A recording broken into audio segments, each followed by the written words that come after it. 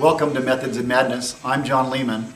Today we're talking about mystery shopping and trying to understand better how mystery shopping is becoming a methodology that is widely used among brands that are trying to better understand their customers and how their employees are interfacing with their brand.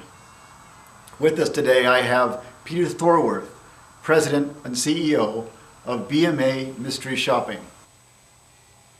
Peter's been kind enough to take some time out and explain to us the pressures that the mystery shopping industry has been under lately and how their group is working around it and leveraging their huge network of mystery shopping around America.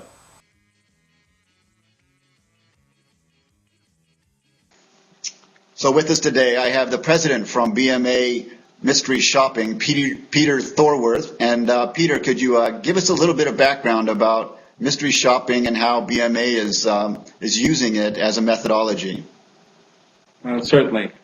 BMA has been mystery shopping nationwide for 19 years. We are one of the bigger players. We have over 100,000 experienced mystery shoppers from coast to coast, plus Canada. Our clients are multi-location businesses, such as retail chains, service companies, banks, and restaurants. We also do mystery shopping for manufacturers who sell through many locations.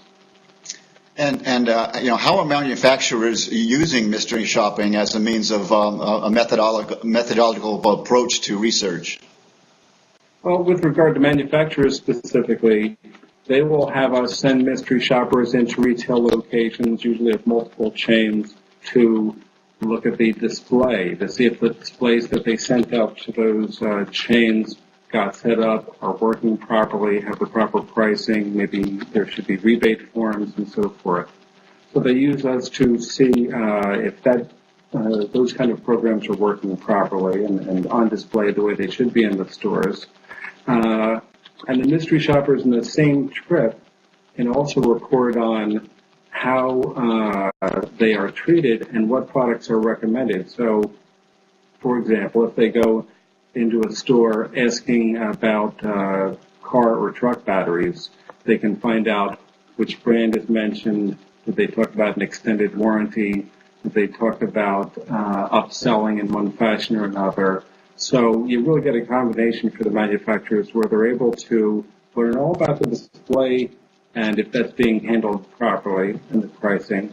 But along with that, they can find out whether their product is recommended and what features or benefits about their products are recommended. Or, worst case scenario, if in the stores the salespeople are actually recommending their competitors' products.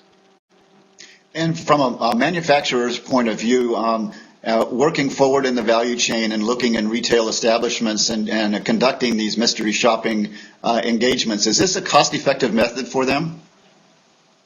It's cost-effective for them, and it's cost-effective for the other companies that we were talking about as far as retail chains and service companies and banks and so forth.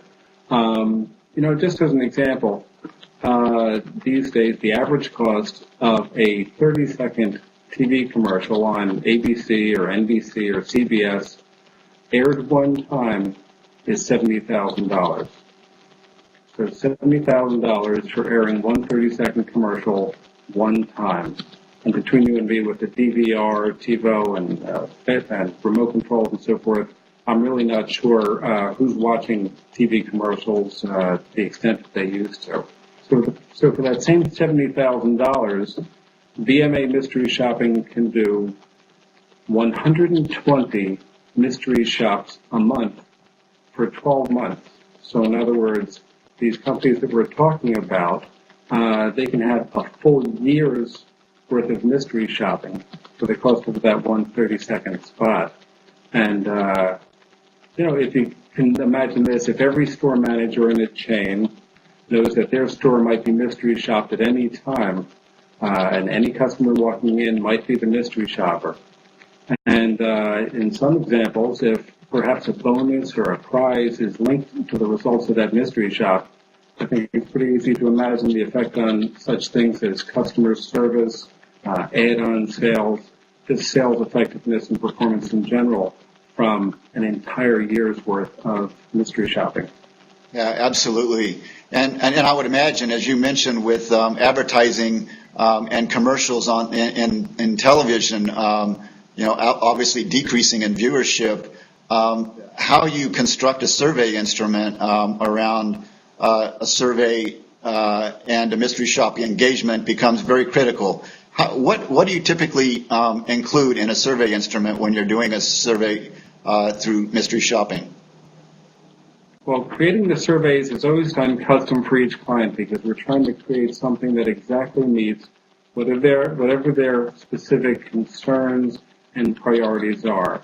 So we really start from a blank piece of paper, you could say, but we're doing this with 19 years of experience of working for everybody from Nielsen and NPD and so forth through Corning and Reebok and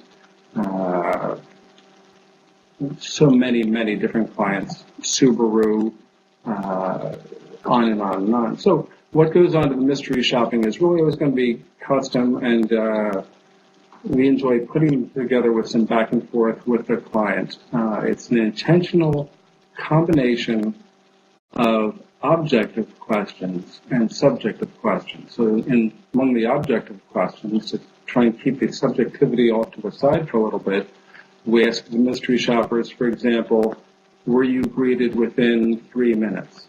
They either were or they weren't. That's yes or no.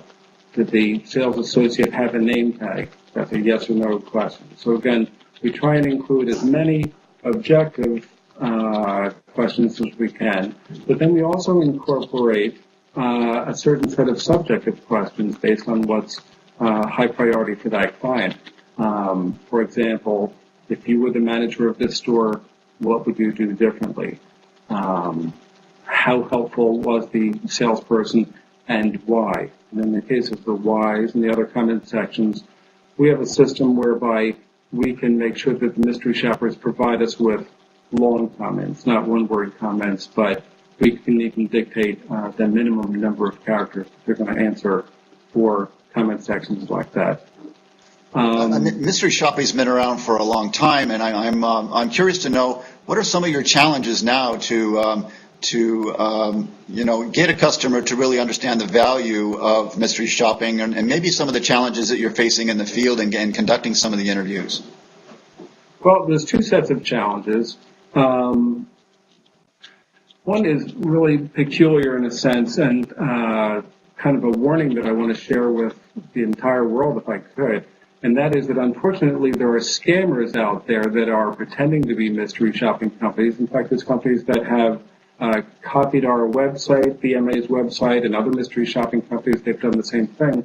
And they try to trick people into spending money. In fact, most often it is trick people into wiring money to them via, let's say, Western Union, as if that is that person's mystery shopping assignment. It's a big challenge, and so we and our colleagues are all doing what we can to say anything that involves wiring money to another location is some company trying to scam you. A completely separate challenge has to do with our number one competitor is probably the comment cards. So if companies want to have input about what it's like to be treated as a customer in their stores, etc., it's going to be mystery shopping or it might be comment cards. Well, what we've read from many objective sources is the comment cards tend to be people who've had either a very great experience or a very bad experience. And we do not really find that we're getting information about all the gray area in between. Right. And as we know as researchers, there's nothing better than being face-to-face, and that's one of the real benefits, I'm sure, of mystery shopping. So, Peter, I'd really like to thank you for being with us today, and best of luck to you now in 2010. Well, thanks. Be happy to talk with you anytime. Okay, very well. Hey, you! Don't watch that! Watch this! This is the heavy monster sound! The nuttiest sound around! So if you've coming off the street, and you're beginning to feel the heat. I'd like to thank Peter for his time today and welcome you back to Methods in Madness, where we'll continue to explore the different methodologies that are changing our industry every day. One step beyond.